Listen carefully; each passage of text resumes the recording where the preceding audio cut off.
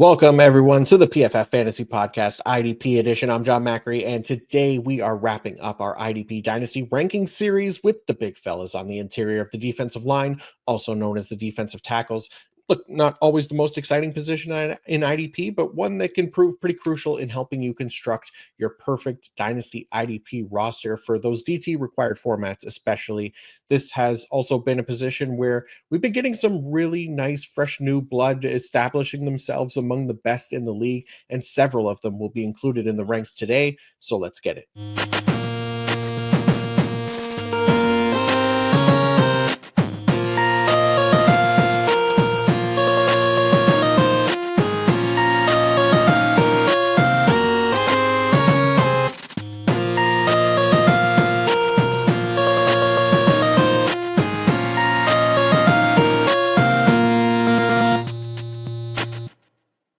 All right, Dynasty defensive tackles. I'll be going through my top 20 DTs today. I know previously I've done the top 24 for edge, linebacker, DB, but you could go back and listen to those now. But for this episode, I know this will be the least watched episode of the bunch just because there are fewer DT required formats out there. So we'll cover slightly fewer players. We'll save a little bit of time maybe, but still provide all the detail and information that you'd like. And it's unfortunate because the defensive tackles, that they don't get as much love because I personally love that specific format in DT required. I'm talking about where I think we're missing out on some great players being IDP relevant for not having that as the norm. I mean, Sleeper is partially to blame for this, and as they apparently refuse to parse out the positions from DB to cornerback and safety, and obviously defensive line to edge and defensive tackle. So hopefully they figure that out at some point soon. But for now, places like MFL, Yahoo, ESPN, RSO, the sites that get it right are where these rankings will be most relevant. So we'll get into the rankings in just a sec. I do want to mention that once again, some of the numbers that I'll reference, specifically expected sacks being our most stable and predictive metric of future sacks. Though, if you don't understand what those are, you can go back and listen to the Dynasty Edge Rankings episode to hear a little bit more on that, so that I just don't risk repeating myself as much. But also, this DT position is typically our most stable in terms of fantasy points per game, and that mostly comes from it just being a tighter group of fantasy relevant players year to year. So that creates less volatility and variance within the position, similar to the tight ends on the offensive side. So that's basically my TLDR summary of why that is. With that being said, let's get right into the rankings, counting down from number 20 to number 1, starting with DT 20. It is Cameron Hayward of the Pittsburgh Steelers, the ageless Cameron Hayward, apparently. In year 14, this guy, he ranked 3rd at the position in pass rush grade, 5th at the position in run D grade, and 1st at the position overall in PFF grade. He was unreal. On top of that, he ranked 99th percentile in expected sacks, 97th percentile in tackles versus expected, DT2 in IDP scoring. Truly an incredible season that I think a lot of people had kind of written off as being a possibility heading into last year because he had a down year in 2023, which partly came due to injuries. Now, look, he's 36 years old now. There's no way around that. So that's literally the only reason that I think he can't be much higher on this list for me. And if you want to treat the position as like a 1-year ranking and grab him earlier, I get it. I even if I don't know how sustainable that level of play from last year is going to be for this year, heading into year 15 now. So he is still one of the very best players at the position. He still plays a ton, and that translates to IDP, where he's one of the few players at the position capable of hitting like double-digit sacks in multiple seasons. I don't know if he can still get there. We'll see. But one that, after doing what he did last year, I have a hard time betting against this absolute monster on the interior of the defensive line, even if it's for just one more year. That high-end production potential is what has him here in this top 20 for me right now. Okay, so that's the old vet on the interior of the defensive line for the Pittsburgh Steelers. But how about his young incumbent, Derrick Harmon, coming in just ahead of him at DT 19? The rookie first-round pick out of Oregon brings the potential for high-end pass rush ability, and I think that can help elevate, the ceiling for him, but it often elevates the ceiling for a lot of our defensive tackles for IDP. Now, I think a quick shout out is deserved here for Keanu Benton as well. No disrespect to him as a dynasty asset. I think he's fine for DT required leagues. I just think Harmon is the better prospect, not just based on draft capital, but I think a lot of the underlying metrics coming out of college, both as a pass rusher and a run defender, favor Harmon here. Like he's younger as well, but that matters less than the encouraging metrics coming out of college. He ranked 88th percentile in career pass rush grade, 91st percentile in career win rate, 89th percentile in career pressure rate, and 87th percentile in career expected sack rate. Now, he only had 9 sacks in college. That doesn't matter. We talked about this way back on, I guess it was the rookie edge preview episode, I believe, where, if the sacks aren't there, but the pass rush metrics are, we're in a good spot for NFL projection, right? So those are the things that kind of matter. It's important context to keep in mind with these prospects, and as far as being able to project these guys to the next level. And Harmon does shine in terms of his pass rush metrics. Like I don't think he's necessarily in this great position to contribute immediately in the NFL because he'll be behind Cam Hayward and Keanu Benton, but I don't think it'll take him long to become IDP relevant as he builds a larger role and earns more snaps, especially assuming that if this were to be Hayward's final season, like I think Harmon is the second best defensive tackle in this class, this rookie class, and investing in him in Dynasty for those DT required leagues should definitely pay off. Okay, next up, a super producer from last season, another longtime vet to balance some of the younger projections on this list, Leonard Williams of the Seattle Seahawks. Now, I already know that based on his output last season, people are probably going to want him potentially higher than this, and that's fine. If you want him higher, take him higher. It doesn't matter to me. However, a few things to keep in mind, and I don't want this to turn into a negative review of Williams either, because he was very good. He's still top 20 IDP defensive tackle option for us, but it's very important to recognize when a player has the potential to get burned by some regression. And Williams is arguably the greatest negative regression candidate at the position for this season. He was still very good, 94th percentile in expected sacks, 22nd in pass rush grade, top 5 PFF grade overall, and in run defense, 92nd percentile in tackles versus expected, and finished as a top 3 defensive tackle in IDP for us last year. That's where I like him as a top 20 option. Where I'm keeping the ranking tempered is that he delivered plus 6.3 sacks over expected, the highest mark at the position in 2025. I've talked about this before and last offseason as well with certain players. That is fantastic while it's happening, but it's terribly unstable to rely on the following season. You look at Williams' past 4 seasons, or past 3 seasons specifically highlighted on the screen right now. What are his norms for sack production, right? Somewhere between 5 and 6 sacks, which is much more realistic expectations for most defensive tackles. Posting double-digit sacks in multiple seasons is super difficult for defensive tackles, especially compared to edge defenders. And it's really reserved for like the elites, like the Aaron Donalds and the Chris Joneses of the world. Williams, make no mistake, like he was great last year. He's been a very solid NFL player for a long time, but the reality is that he's not Aaron Donald or Chris Jones as a pass rusher, right? And now he's also 31 years old as well, so that's also going to help push him a little lower in the dynasty rankings, but still a very viable weekly starter for IDP. He plays a ton, makes a lot of tackles as a result, and he has good pass rush chops to deliver solid sacks numbers, just not necessarily position leading sack numbers again.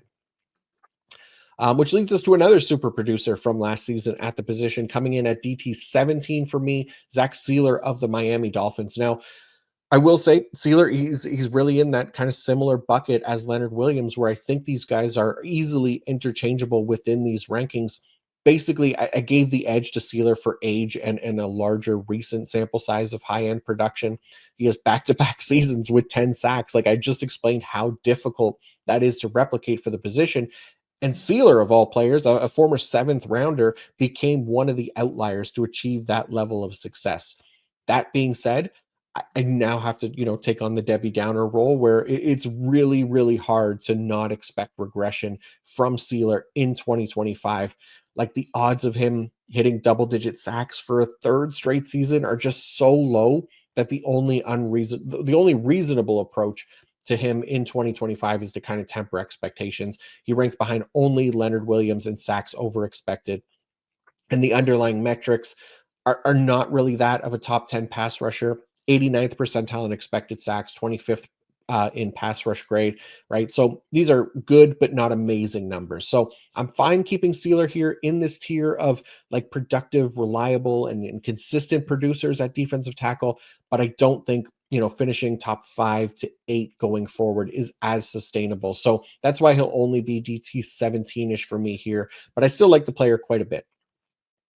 Okay, on the opposite side of that overproduction spectrum, and a player who didn't produce as highly in 2024, but maybe is likely due for positive regression, is my DT 16 Ed Oliver. So heading into last year, Ed Oliver's expectations were much higher because he had 9.5 sacks in 2023, and he was a top 10 IDP defensive tackle. This year, or 2024, just 3 sacks. He missed some time due to injury, but still ranked top 10 in PFF pass rush grade, which was a new career high, by the way. And he ranked 89th percentile in expected sacks per game, despite ranking just 10th percentile in sacks versus expected. So there's now plenty of room for positive regression in the sack column, especially for a player who we should expect to play more than he did last year, assuming he's healthy. Where Oliver isn't necessarily the best IDP option is that he's not a great run defender. He never really has been. Just a 44.2 run D grade last year and finished 15th percentile in tackles versus expected. So his floor, if he isn't getting those sacks, is not as high, and it can be a detriment to his weekly IDP value. However, he holds like enough pass rush ability that there's reason to value his upside, which is among the best of the position based on his underlying metrics. So that alone should have him in like that starting lineup potential for our IDP rosters. And at just 27 years old and a former first round pick, we still got some runway to play with here for Eddie O.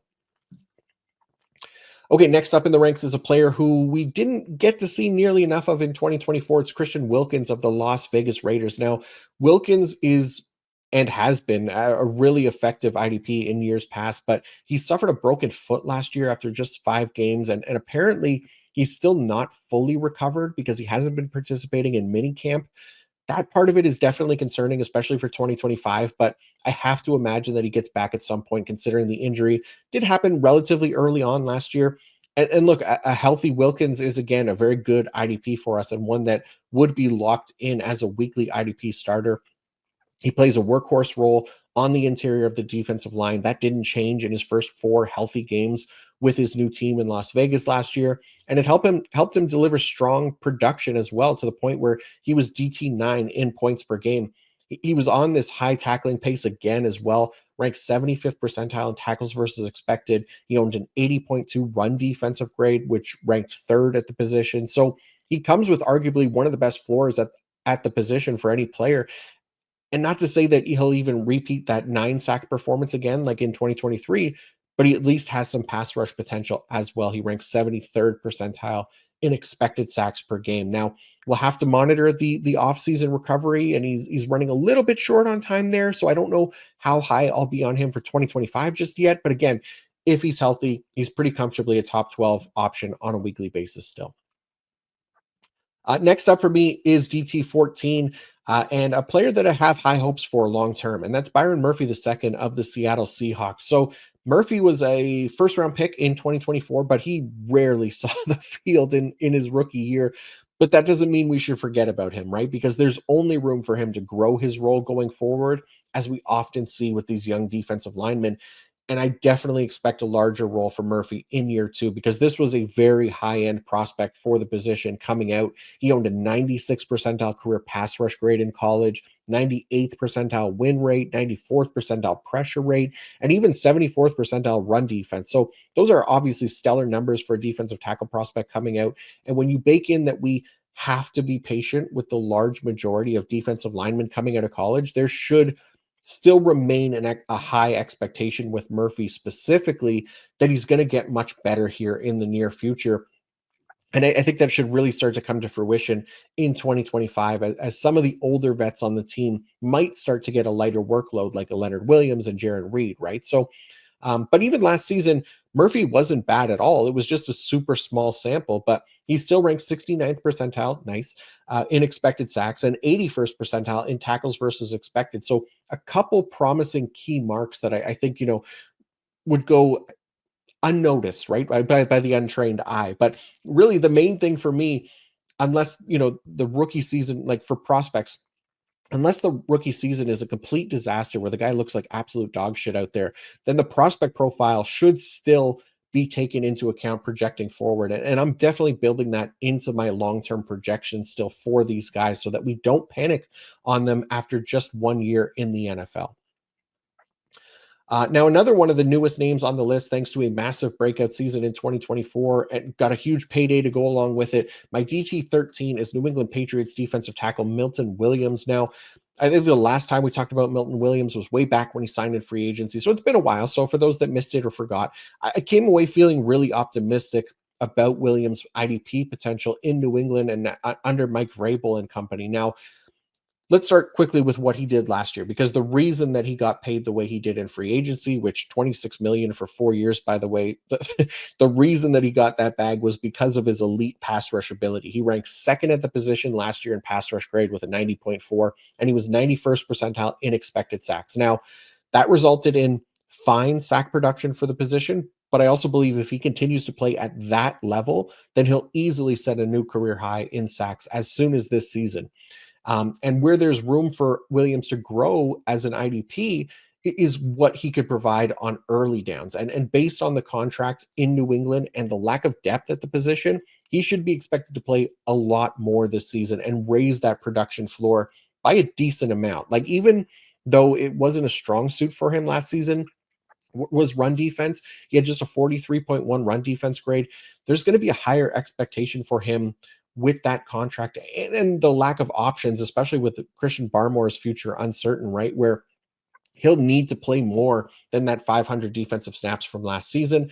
I don't think that that necessarily would have been the case if he landed somewhere like Carolina, for example, where they have Derrick Brown, they have A'Shawn Robinson, those guys that can dominate the early downs.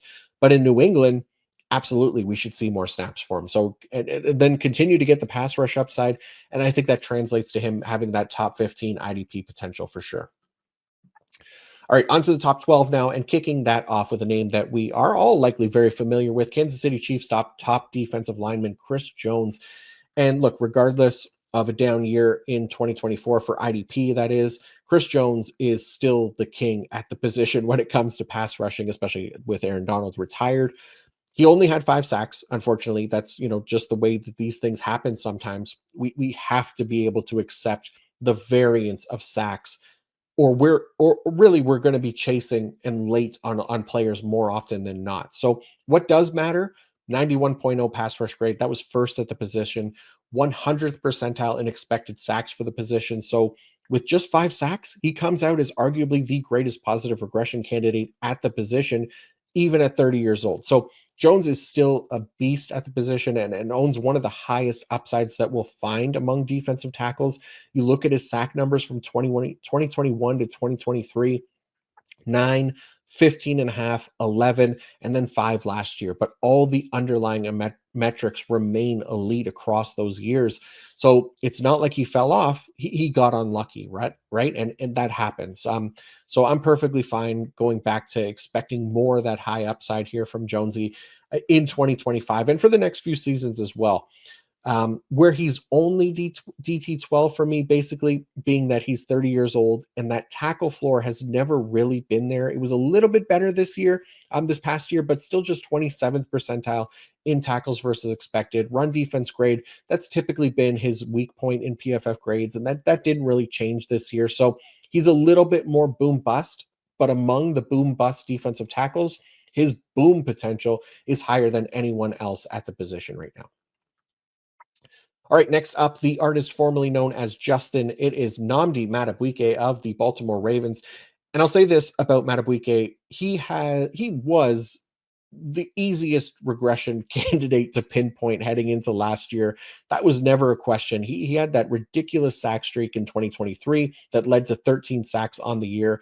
I harped on it every chance I could last year that I probably sounded like a broken record, but there was no way he was repeating those numbers, even if the underlying metrics improved. It's not like they were bad in 2023, but they didn't point to a back-to-back double-digit sack player. It just wasn't going to happen. Now, that shouldn't take away that this is still a very good player and one who is definitely capable of returning top 12 IDP potential on an annual basis. He's still ranked 92nd percentile in expected sacks. The playing time is as good as it gets. He's locked up on a long-term contract at 27 years old, and he was still solid last year, even without the sack number. So I'm not worried about Madubuike. He showed what he could be in 2023. And sure, that is like the ceiling, and he may never repeat those numbers again, but that doesn't mean he can't be very good for a few more years. Those 2024 numbers were fully expected, and I think will stabilize going forward with some solid long-term returns. So he's still a top 12 option for me in Dynasty. Now, while we lost Christian Wilkins early last season, which was a blow to the defensive tackle position for IDP, we lost my DT10 even earlier. Derrick Brown of the Carolina Panthers went down in week 1 and never returned. This was a huge bummer because Brown, obviously, he's a tackle monster at the position, and one that I think has this untapped potential as a pass rusher, because he's never had more than 3 sacks in a season. But you add in the tackle stuff first. Like, he was coming off a 100 plus tackle season in 2023 because he's on the field a ton and is one of the better, well-rounded players at the position, which we should love for IDP. Because obviously, having as high of a tackle floor as he does, you think that that a lot of that comes to playing time, right? He played between 800 and 900 defensive snaps the past 2 seasons. But again, the pass rush chops are I think, better than his sack numbers would tell you. In 2023, his last full season, he set a new career high in pass rush grade with 78.1. That ranks 16th at the position. And then he set a new career high in pressures as well with 41. So he also ranked 90th percentile in expected sacks that season.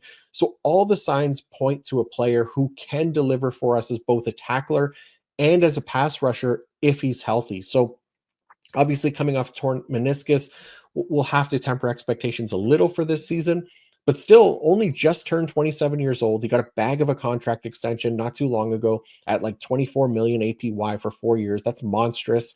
I think Brown could very well enter the conversation that some of these guys who I'll talk about in just a sec are in, where he's going to be a high-end IDP producer for years still to come. So top 10 for me for sure. And one of the players who I think has set the bar high for what consistent IDP production can be at the position, DT9 for me, is DeForest Buckner of the Indianapolis Colts. So he's going to be, I guess, the oldest player in this top 10, but goddamn, if this guy just doesn't stop being an absolute monster. Look at what he did last year. IDP's defensive tackle 2 in points per game on the back of a 99th percentile mark in tackles versus expected. He was 87th percentile in expected sacks, 95th percentile in expected sacks per game, and he delivered over expected for the 4th straight season, which is unreal. Like, yeah, eventually he's going to regress in the sack column, maybe as soon as this year, but he makes up for it with snap volume, which he's been able to pair with elite tackle volume, right? He's also a top 15 graded player across the board, pass rush, run defense, overall, just not really showing any signs of slowing down. It's so hard to keep Buckner lower than this, despite being 31 years old, because for redraft, he'll probably / definitely be ranked higher than this. Now, next up at DT8 is a player who I am optimistic about, but he's also one that I keep kind of finding reasons to move down the ranks. So it's tempered expectations entering, I think, a crucial season for me to see more encouraging data, because I was a fan of his coming out. It's Collia Cani of the Tampa Bay Buccaneers, and he's coming off a really nice season in terms of IDP production and sacks, 2 of the more unstable metrics that we have year to year. He was DT10 in points per game with 7.5 sacks, and he ranked 88th percentile in expected sacks per game, which all of that is why he's still within this top 8 for me, along with still counting his college prospect profile, because he was a player with a lot of encouraging metrics coming out. So I'm willing to be patient with Cani for another year or 2, with the expectation that he can be a consistent DT1 for us. Now, that being said, his production totals so far when compared with his underlying metrics, which again, remember, those are the more stable and predictive metrics, point to him maybe not being as good as his totals last season. So that part does concern me. He was still good with the expected sack numbers, mostly because he played so much, and I don't really expect that to change all that much. Where I'm concerned is that his pass rush grade tied for 56th at the position. He was one of the top overachievers in the sack column as well, so we could see some regression there this season. The run defense grade as well was abysmal, which marks 2 years in a row now where he's been one of the worst defensive tackles in the league in run defense. And he ranks 16th percentile in tackles versus expected as a result. So there's a lower production floor there for him as well, which could lead to some more boom bust production. And look, if we're getting regression on the boom side of things, that does make him risky here for 2025.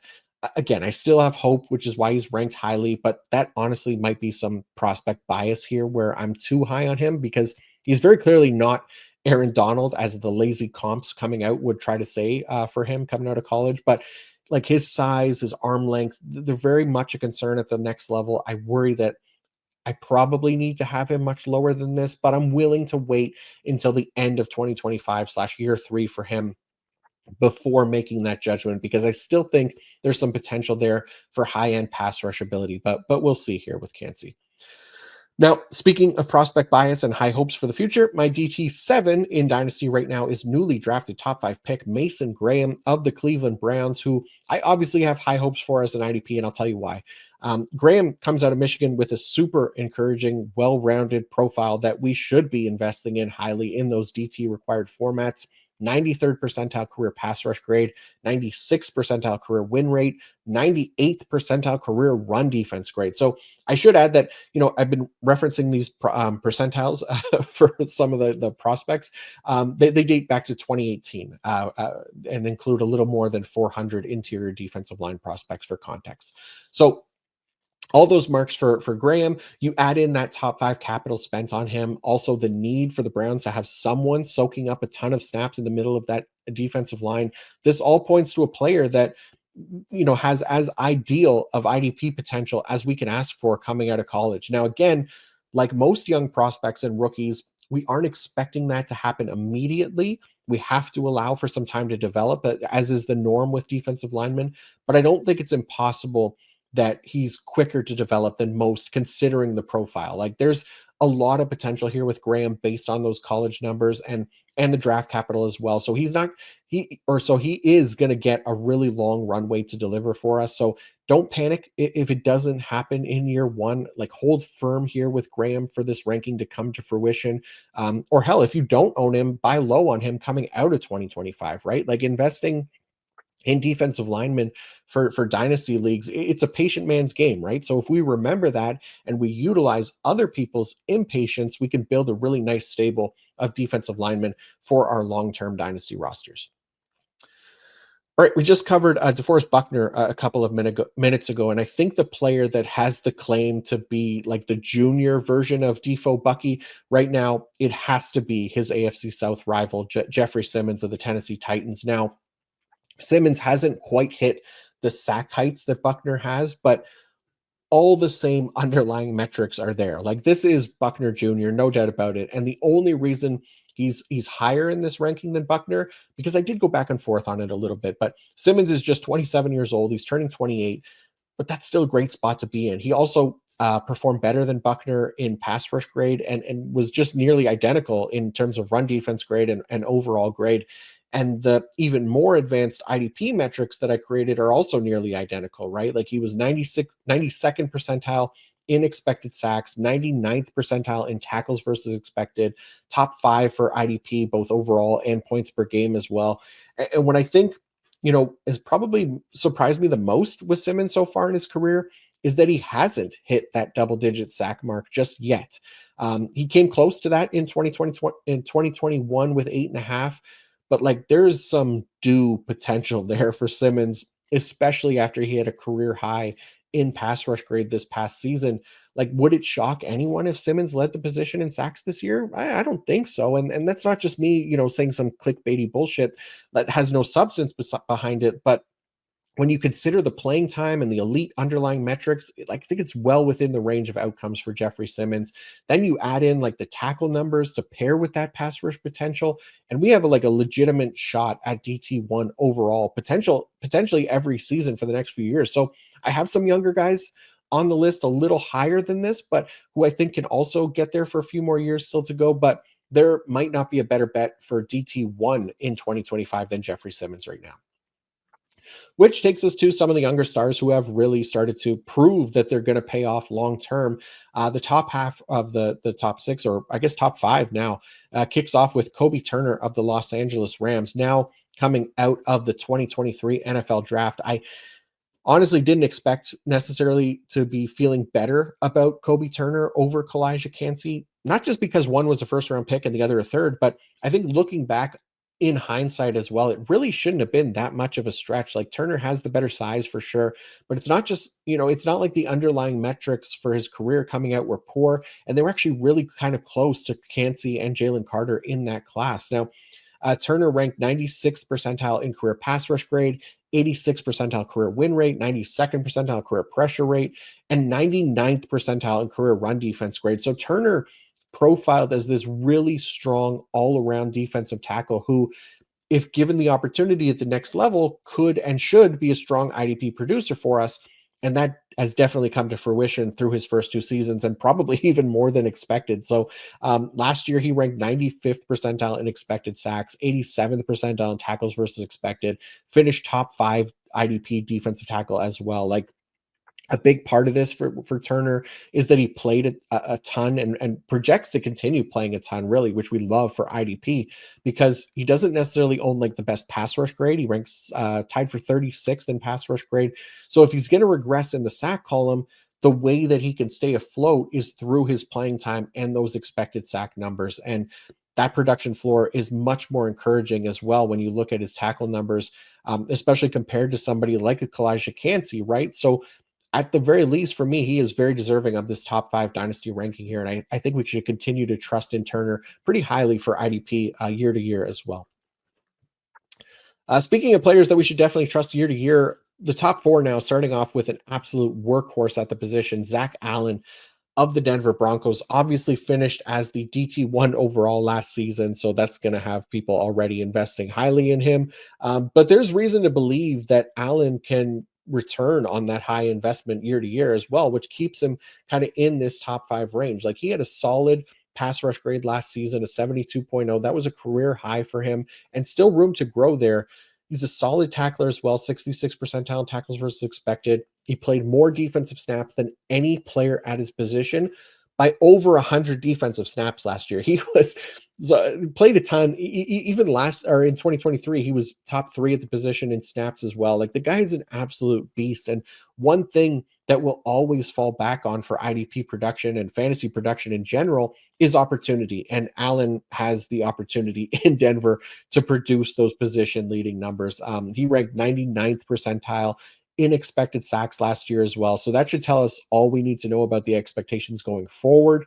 As long as he stays healthy, he has an argument to be the top defensive tackle drafted heading into 2025 redraft leagues as well. And again, at 27, 28 years old, we can consider him still top 5 in Dynasty as well. Look, remember, I mentioned it like 300 times in the Dynasty Edge episode, 27, 28. It's not old for a defensive line. That's kind of the perfect age where we start to see that consistency year to year. And for the high-level guys, that's exactly what we want. Speaking of high-level players who are 27 years old, my DT3 for Dynasty is Big Q, Quinnen Williams, bless you, thank you, of the New York Jets. Look, I'm obviously a big believer in Quinnen Williams for IDP. I know he's had these disappointing seasons. There's no doubt about that. But this is still one of the more impressive players at the position who I think holds a lot of potential for production when you consider his playing time, his underlying metrics, and still being young enough in his career where I'd expect him to get back on track after a quieter 2023 and 2024. Now, that 2023 season, that was not an issue for me because it was also a career year for Quinnen in terms of his underlying metrics. He just didn't get the sack luck that he did in 2022. So that's fine. It happens, we move on. But 2024 didn't really return that immediate positive regression either, despite still playing better than what his sack totals would suggest. He ranked 97th percentile in expected sacks, 99th percentile in expected sacks per game, because I think he missed a game or two last year. And he still ranked top 20 in pass rush grade. He played a high number of snaps. He was a consistent DT2 for us in IDP. So all of that is kind of the floor, in my opinion. And considering the Jets season as a whole last year, I wouldn't be surprised if we got a nice bounce back. Like, in fact, I'm kind of counting on it for Quinnen specifically, with a new defensive coordinator coming in as well and kind of getting back to his prime, because even his run defense grade last year, that was a career low after posting a 90.4 run defense grade in 2023. So it tells me that something was off last year, and that's not anywhere near his career norm. So maybe this is a little bit of copium as well, because with Quinnen, because I still obviously have him ranked highly, but I don't think DT1 overall is an impossibility for him. And based on everything about his profile, like, he's just as likely to get there as anyone else in 2025. Like, we've seen it before from him. So this is a big year for Quinnen to prove that he's worth the investment. And if not, he'll obviously fall in the ranks a little bit, but I think he should have a big 2025. Okay, how about another high-end 27-year-old defensive tackle coming in as DT2 for me in Dynasty ranks? It is sexy Dexter Lawrence of the New York Giants. So Lawrence was on an unreal pace last season before he suffered that dislocated elbow injury, where he was leading the position in sacks with 9. He owned the second best PFF grade and run defense grade for the position as well, and a top 10 pass rush grade. He ranked 100th percentile in expected sacks per game, so no one better there.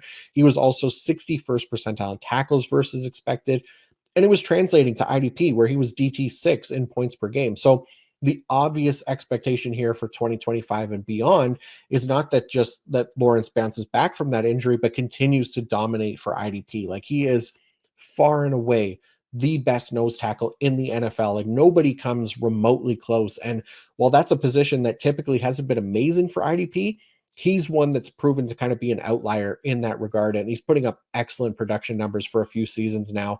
And last year, you'll see, on the screen here, he was due for positive regression in the sack column coming out of 2023. And that absolutely hit for him in 2024, even with the missed time. Like, there's a chance we don't get those numbers from him again in 2025, but considering all of his underlying metrics, the playing time, and hopefully being healthy, he's at least as good of a bet as any to put up those strong sack numbers for us this season. And again, relatively young enough here at just 27 to be my DT2 for Dynasty as well. Which leads us to the DT1, the player who I have the most hope for long-term at the position. That's Jaylen Carter of the Philadelphia Eagles. Now, Carter just turned 24 years old, coming out of year 2, and owns as high of pass rush potential, especially for the long term, as any player at his position. So he posted a top 10 pass rush grade for the position in each of his first 2 seasons. That is elite. He ranked no worse than 96th percentile in expected sacks in each of his first 2 seasons. Also elite. I do not care about pass sack numbers. If there's anything you learn from these defensive line shows, please let it be that pass sack numbers don't mean shit when projecting forward. We need those underlying metrics. We need the playing time. We need actual talent at the position. And Jaylen Carter checks all of those boxes. He got the high-end playing time last season. So while he didn't necessarily deliver in like tackles versus expected, there's room for him to improve there as he'll continue to play a ton of snaps. The same thing with the sacks, just 4.5 sacks last year. He came in at 6th percentile in sacks versus expected. So there's significant positive regression expected there. And even without the sack numbers and with the lower tackles versus expected numbers, he was still DT11 in year 2. Like, that positive sack regression is going to hit like crack, where I don't think there's a better bet to deliver double-digit sack seasons multiple times for the next few years than Jaylen Carter. So that is exactly the kind of bet we should be making at the position, especially for Dynasty. You bet on these elite players and their elite metrics, and you will prosper more often than not. And especially when you could get them before those production numbers hit and before the big breakout, like, you're winning with that value. And Carter, to me, is one of the best values in Dynasty right now, because I don't know that, anyone else considers him DT1. I mean, I really don't know. I'm not looking in on other people's rankings, so that probably plays a part in me not knowing, but just knowing how much the IDP community still falls into the trap of, past sacks and fantasy production. I wouldn't be surprised if I'm alone on an island here with Jaylen Carter. And I'm okay with that, because I think Carter is going to have a long career of being one of the best players at his position for years to come. And I think that should absolutely translate to IDP as well. So again, I know that, defensive tackles are not going to be the most watched episode of this series, that's for sure. But if you're an absolute sicko like me and like to dive into these types of players and want me to do it again next year, and you're watching right now, then please make sure you like and subscribe to this video and channel, because that will go a long way in making sure that I do it again and making sure you guys have the best info out there for IDP. Next week, guests are back because the Great Dynasty Trip, and I will be going over our top IDP bounce back candidates for the 2025 season. So be sure to check that out as well. Thank you all so much for watching, and until next time, peace out.